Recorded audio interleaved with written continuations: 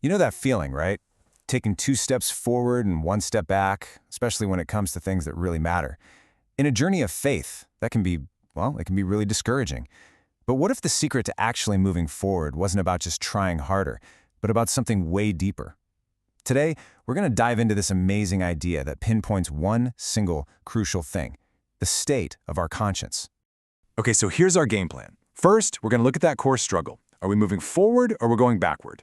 Then, we'll get into the real danger of abandoning faith. After that, we'll uncover what the core issue really is, look at how the heart can be cleansed, and finally we'll wrap up with how to hold on to hope and, encourage each other along the way. So let's jump right in with this central struggle, this idea of spiritual momentum. The key takeaway here is pretty simple. There's just no standing still. In your faith, you're either actively pushing forward or, well, you're being pushed back. And this whole idea, it's actually rooted in this really powerful verse from the Psalms. It suggests that what keeps us on track isn't just what we do, but our inner integrity, having an honest, sincere heart.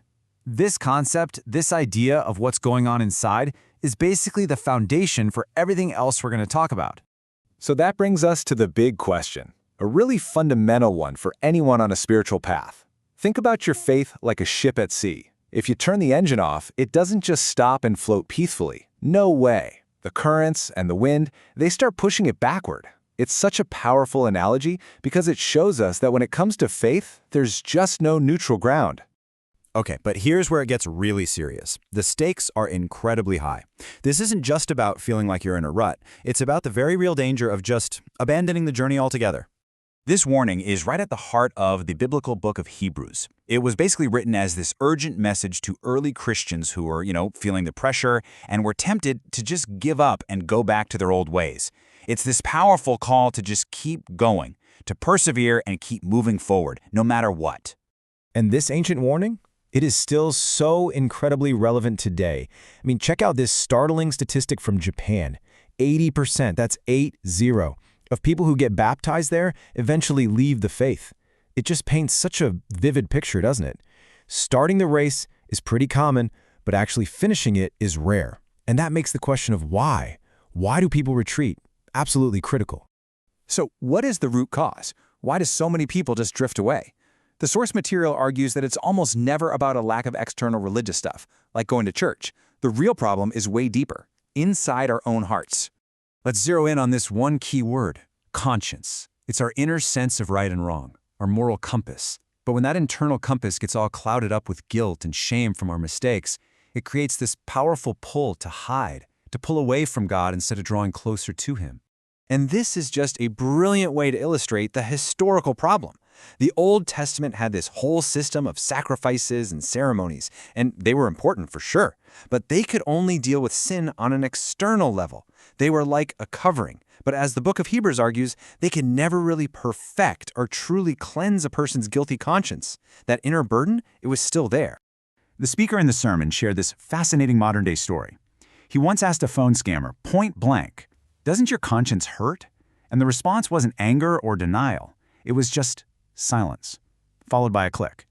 It's such a stark reminder of how a conscience can become so numb, so seared, that it doesn't even feel wrongdoing anymore. So if all those external rituals can't fix the internal problem of a guilty conscience, then what can? All right, let's turn to the solution that's presented. This verse from Hebrews, this is the absolute game changer. It argues that the sacrifice of Christ works on a completely different level. It's not just another external ritual. It is a deep internal cleansing.